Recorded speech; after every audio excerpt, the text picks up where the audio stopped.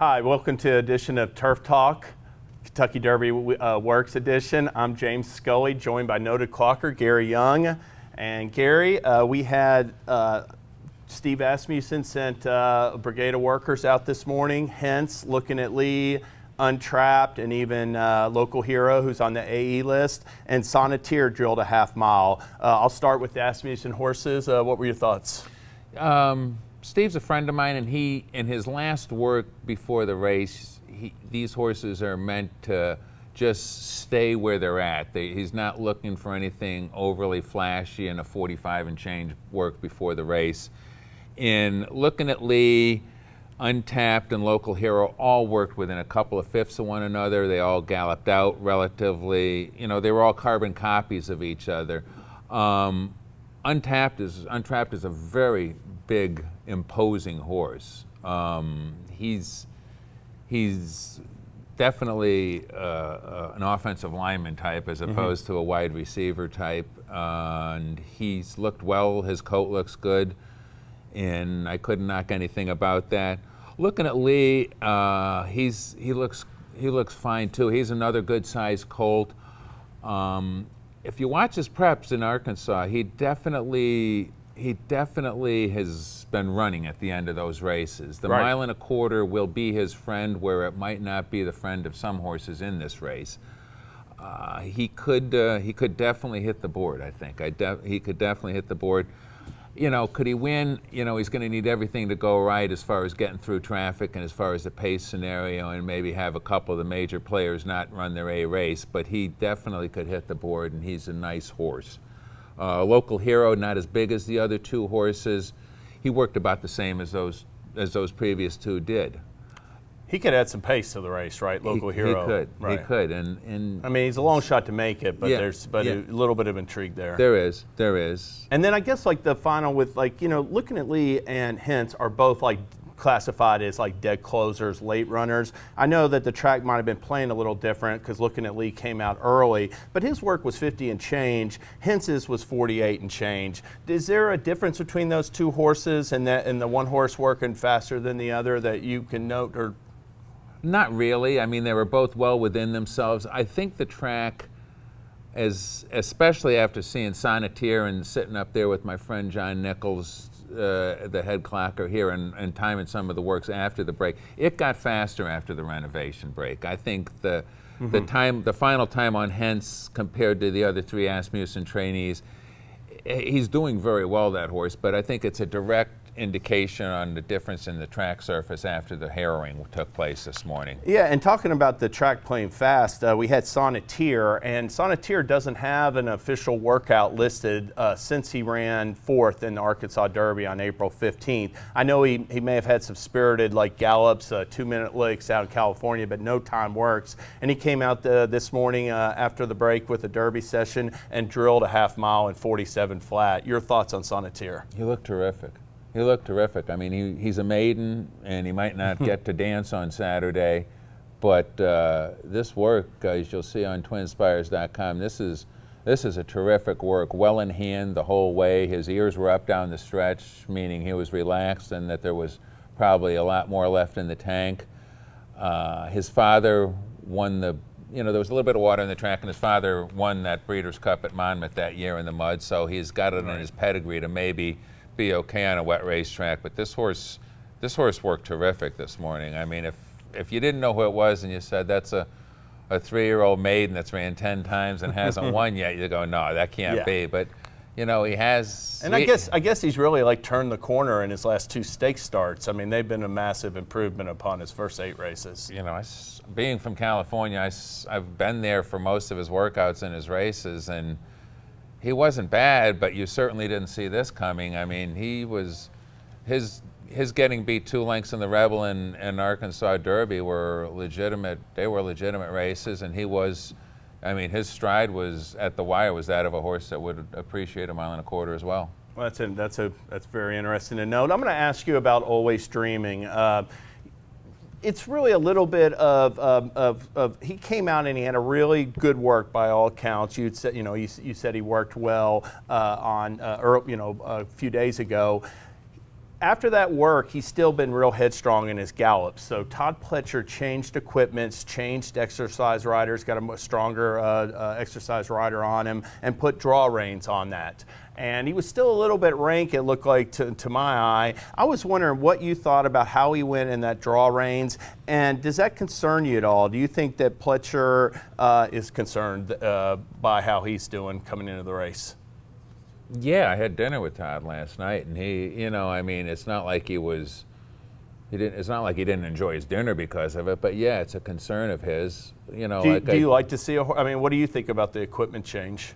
Well, they had to get the horse's head down. I mean, yesterday morning was not a pretty sight, and I mean, he basically was uncontrollable, and you know, they had to get his head down, and draw reins will do that. I mean, they go through the girth and they come up through there, and they basically they make a horse gallop with his head down, which gives the rider a lot more control. Do you see any possible negative circumstances with putting in that equipment change on him on Derby week? No. I mean, he had to do something. He had to do something after yesterday morning. It's really funny because, like, the jockey, the exercise rider said he's coming out of his skin. Pletcher has raved about how, you know, he's gotten over the track. You know, he's pointed out, hey, he's like real high energy. But I think with like some of the other like top contenders, McCracken, Irish War Cry, and Classic Empire, even people that don't like them to win respect their chances. But I see a Gulf a little bit where you're either with Always Dreamin', or if you're against him, you really don't like his chances to run well. And a lot of it is, I think, just basically how he's training as well. True. I mean, the jury's still open on what he beat in the Florida Derby, but yeah, most of the people that would be taking a stand against him would be taking a stand over, you know, there would be people that, after seeing that video yesterday morning, there'd be people that would toss him. I can't really toss him, but it wasn't a positive either, let's face it. Yeah, I mean, and you know, that's the thing. I mean, can he be able to rate? You know, will he be able to handle the crowd and the post position? So that's interesting. You know, yesterday McCracken worked, and I know you were real impressed. Watched the interview with Ed DeRosa yesterday.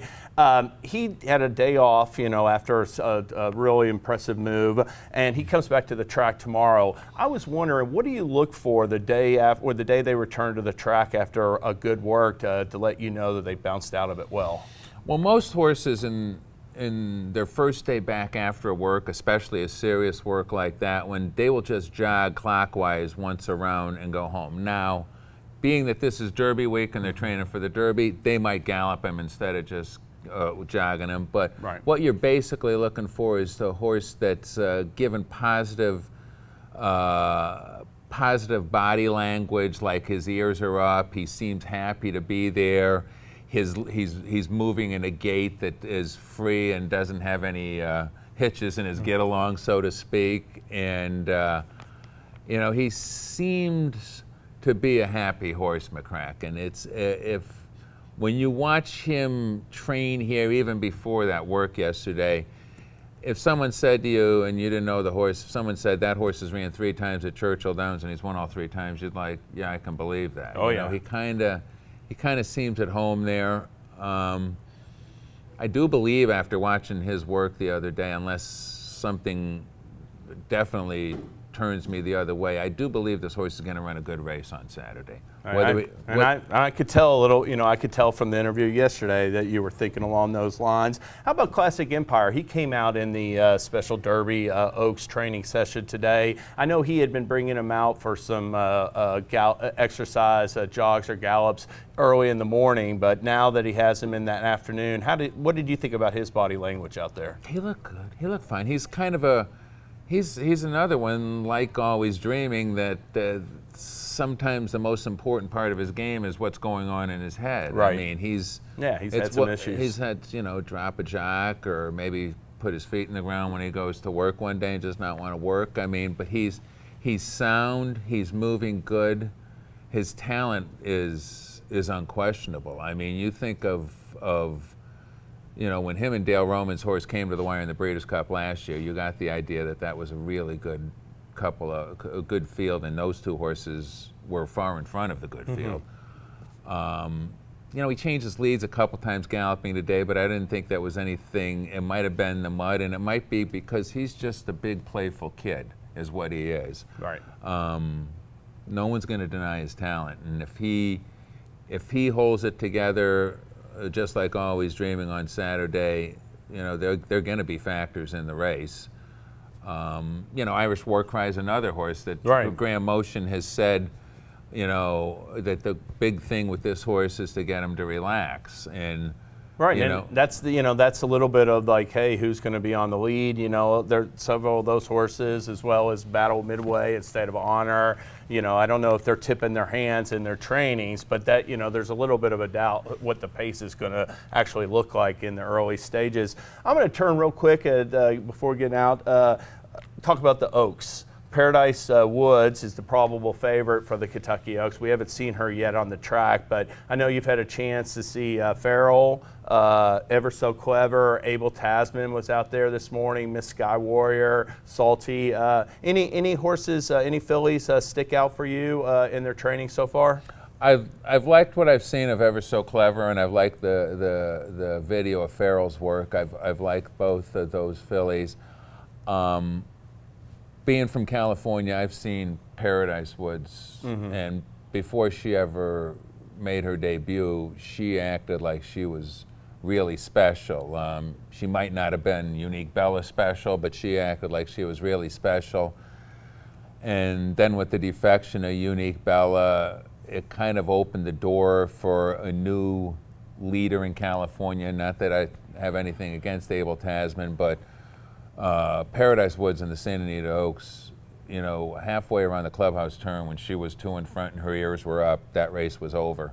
And I was wishing I'd have bet on her, which I didn't, but that's another another story for another day. Well, she's still lightly raced, but I mean, obviously that race was just monstrous. So looking forward to getting our eyes on her. You mentioned before Irish War Cry and some others will be on the track tomorrow morning. So you'll be back with Ed DeRosa the next 2 days, but I'll be back on Thursday and look forward to it. And thanks again, Gary Young. This is Turf Talk. Thank you.